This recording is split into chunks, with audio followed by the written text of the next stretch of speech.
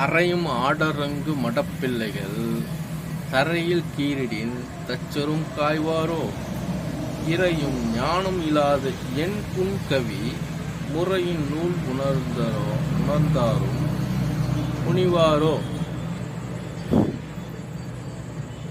என்ன சொல்றாரு அப்படின்னா, நூல் ஓதி உணர்ந்த புலவரு சினம் கொள்வாரோ.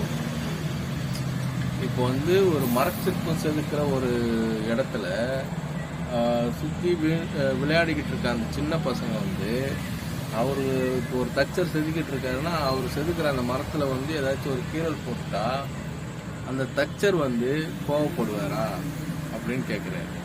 அதுக்கு அதை எதுக்கு உதாரணமாக சொல்கிறாருன்னா, இப்போ என்னை போல ஒரு புதிதாக எழுதுகிற ஒரு கவிக்கு நல்லா கற்றுத்தேர்ந்த முனிவருங்க இதை படித்து பார்த்தாங்கன்னா போகிறாங்க அப்படின்னு ஒரு ரெக்வஸ்ட் போல கேட்குறாரு. கோவப்படுவாங்களா ஒரு கேள்வி போல கேட்குறாரு.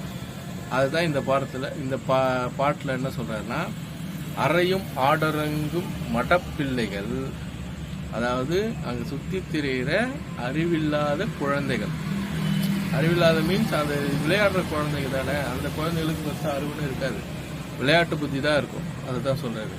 தரையில் கீரிடின், அங்கே எங்கேயாச்சும் கீரல் ஏதாச்சும் போட்டுட்டாக்கா தச்சரும் காய்வாரோ, அவரும் கோவப்படுவாரா, தச்சர் கோவப்படுவாரா. இறையும் ஞானம் இல்லாத என் புன்கவி, அதாவது கடவுளை பற்றின ஞானமே இல்லாத என்னை போன்ற ஒரு கவி முறையின் நூல் உணர்ந்தாரும் முனிவாரோ அப்படின்னா, இது போன்ற ஒரு புனிதமான ஒரு நூலை எழுதிட்டாரு அப்படின்னு சொல்லி பார்த்தாக்கா அறிவார்ந்த மக்களும் இதை படிச்சுட்டு கோவப்படுவாங்களோ.